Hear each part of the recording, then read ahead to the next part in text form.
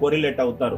ఇంకా preparation start చేయకపోతే almost మనము ఫిబ్రవరిలో ఉన్నాము, మార్చ్ ఏప్రిల్ అంటే ఆల్మోస్ట్ మనకు ఒక 75 డేస్ ఉన్నాయి ఆల్మోస్ట్. అంటే మనకు ఒక 10 వీక్స్ ఉన్నాయి, 10 to 11 వీక్స్ ఉన్నాయి.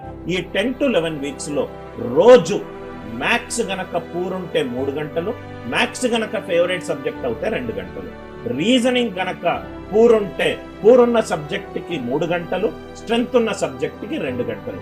మన ఆర్ఆర్బి ఎన్టీపీసీలో చాలా lengthy syllabus, especially general studies, history, economics, polity, దాని తర్వాత కరెంట్ అఫైర్స్, లాస్ట్ 12 నెలల కరెంట్ అఫైర్స్, దాని తర్వాత one liners, general studies.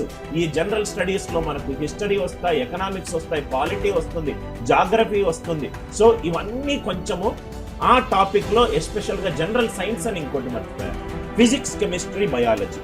Job deciding టాపిక్లు ఏవైనా ఉన్నాయి అని అంటే ఆర్ఆర్బి ఎన్టీపీసీ కాదు, ఆర్ఆర్బి గ్రూప్ డి ఏ ఎగ్జామ్ తీసుకున్నా మీరు ఫస్ట్ చదవాల్సింది నంబర్ సిస్టమ్.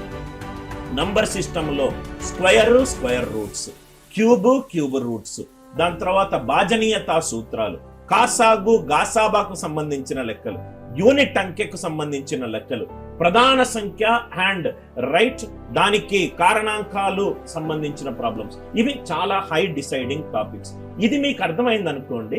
మ్యాథ్స్ లో ఏంటంటే మీరు నంబర్ సిస్టమ్, సంఖ్యా వ్యవస్థలో ఏదైతే నేర్చుకున్నారో దాని అప్లికేషన్ అరిథమెటిక్ లో చూపెడతారు. అరిథమెటిక్ అంటే ఇప్పుడు పర్సంటేజ్ కి సంబంధించిన సబ్ టాపిక్స్ ఏంటంటే సబ్ టాపిక్స్ సింపుల్ ఇంట్రెస్ట్ కావచ్చు, కాంపౌండ్ ఇంట్రెస్ట్ కావచ్చు, ప్రాఫిట్ అండ్ లాస్ కావచ్చు, దాని తర్వాత మీకు ఇన్స్టాల్మెంట్ రిలేటెడ్ ప్రాబ్లమ్స్ కావచ్చు, రేషియో, ప్రపోర్షన్, వేరియేషన్, యావరేజెస్,